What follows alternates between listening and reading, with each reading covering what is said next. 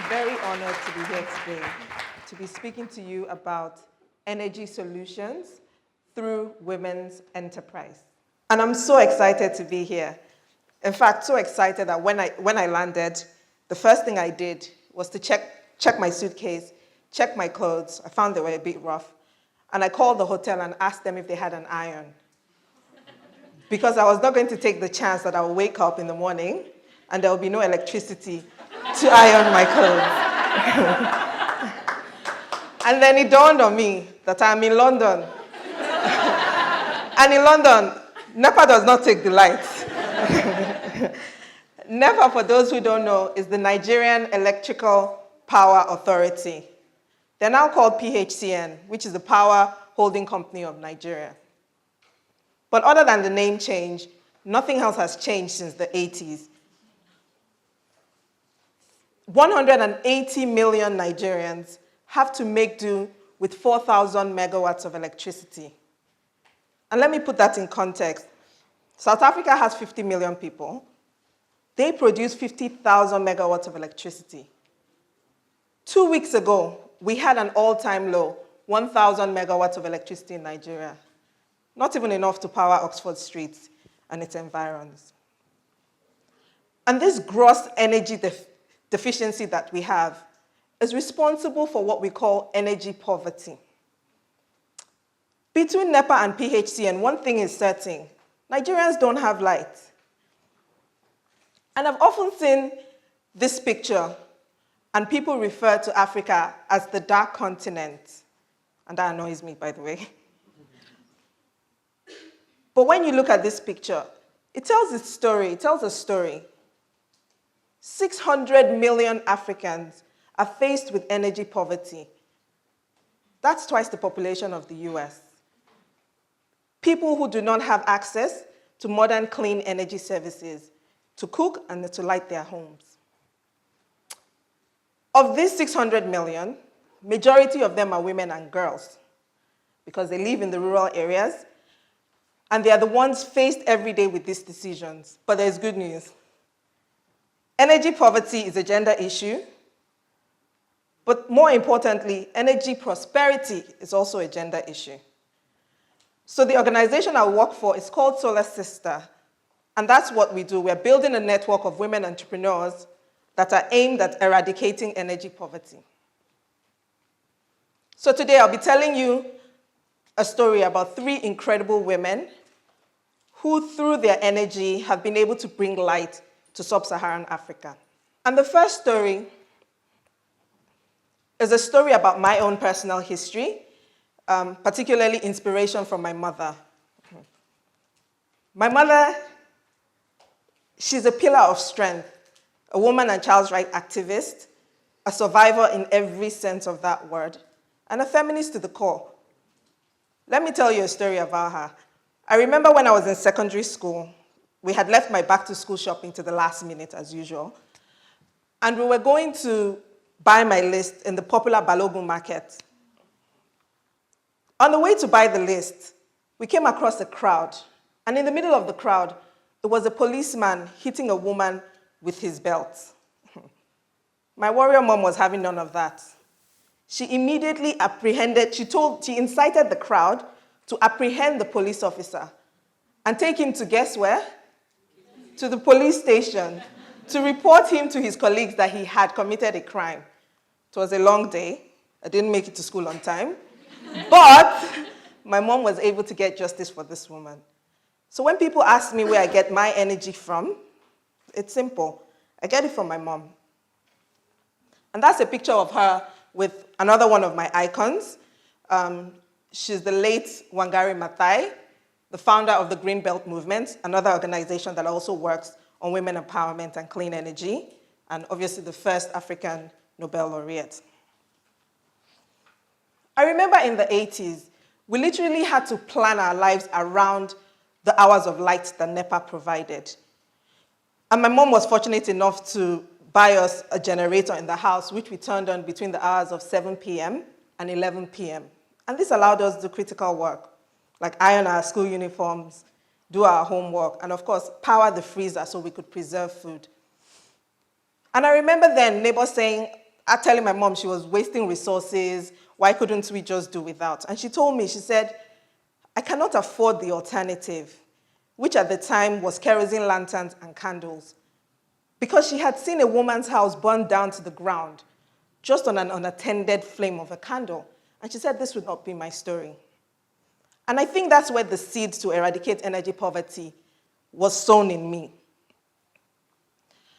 I believe that energy poverty can be tackled. And that's what we're doing every day. The organization I work for, we're going out there to find women entrepreneurs who will end this scourge. The second story is actually one which inspired Solar Sister, the setting up of Solar Sister. And we call it the Rebecca Chicken story. So the founder of our organization, Catherine Lucy, she came to Africa on a mission.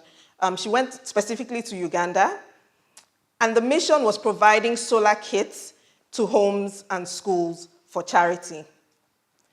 So they had chosen this family, who was a pastor, a local pastor, and he was to be given a 3-light system, a solar home kit, 3-light system. The pastor happened to be Rebecca's husband. On getting to the house, they found that he had 4 rooms. But he said he was so excited to get the system, and he said, I know what to do. With the 3 bulbs, please put one in my living room so that I can, entertain my church members whenever they come. Put the 2nd light in my bedroom for my wife and I. And the 3rd light, put it in the passageway so it shines, across the other room so that my whole house is lit. But Rebecca interjected and she had her suggestion. And she said, I know where we can put the 3 lights. Can we put 1 light outside so that when I'm coming back from the garden in the night, I can see my way? We'll put the 2nd light in the living room so that you can host your church members. But the 3rd light, we'll put it in the chicken room. Sounded odd. But what Rebecca knew and others didn't was that chickens only eat what they see. So what that meant was that Rebecca's chickens were able to eat round the clock. It resulted in her chickens being the healthiest and the fattest in the region. So what that meant was her chickens laid more eggs.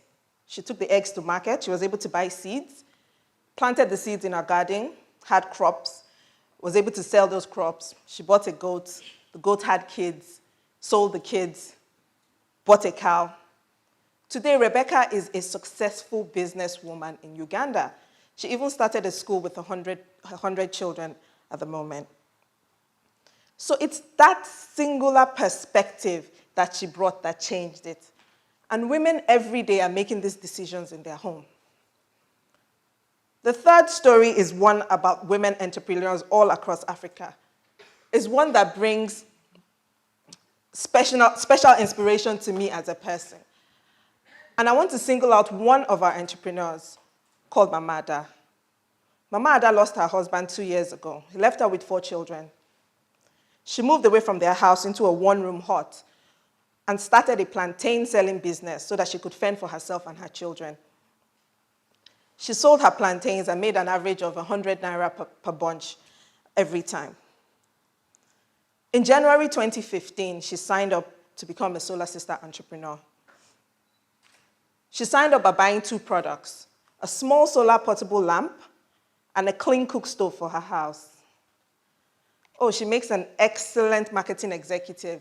She goes around her community and she uses her products as a sample. And she's spreading the gospel of the benefits of the product to herself and her family. She's not only trying to sell her products, but she also cares about her community and is trying to change the way people are doing things. And if you go to that community today, you'll find Mama Ada. She's now referred to as Mama Ada Solar because that's what she does. That's the gospel that she preaches. And she's found that she makes an average of 600 naira a product. So she's not just preaching the gospel, she's also making an income for herself. So, energy poverty is real. But I believe the solution is building an enterprise, a women-driven enterprise that not only solves energy poverty, but also addresses economic poverty. Because at the end of the day, it's all about feeding our children and feeding ourselves. So we need a plan that tackles energy poverty as well as economic poverty. So for several years, I've worked on social and developmental work, and I know that charity is great, but it is not sustainable. What is sustainable is building an enterprise around clean energy. An enterprise where women act as distributors in their communities. My ideal world is one devoid of energy poverty, where you never need to pay for your energy source.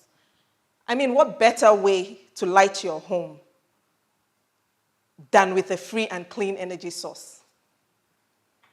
As we say in Nigeria, na person where they wear shoe, now they know where they pinch am. I've said that before. Let me translate.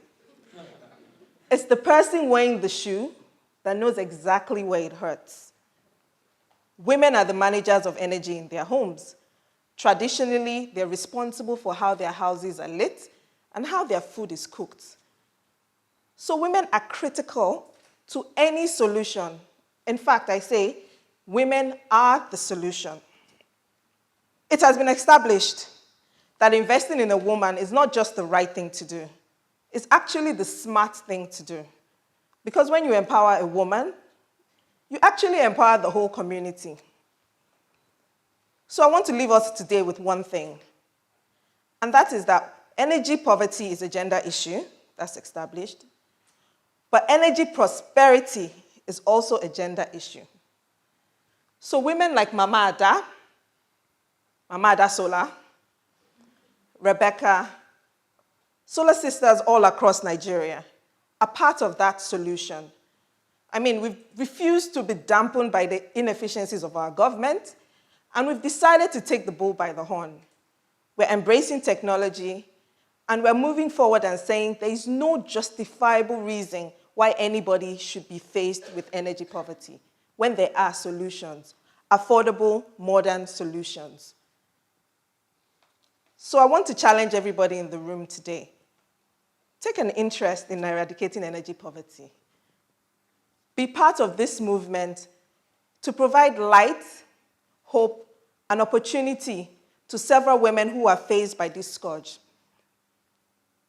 Because there is absolutely no reason why it should continue when we can see the solution. So please be part of this, and let's give every woman the freedom that she needs to uplift herself. Thank you.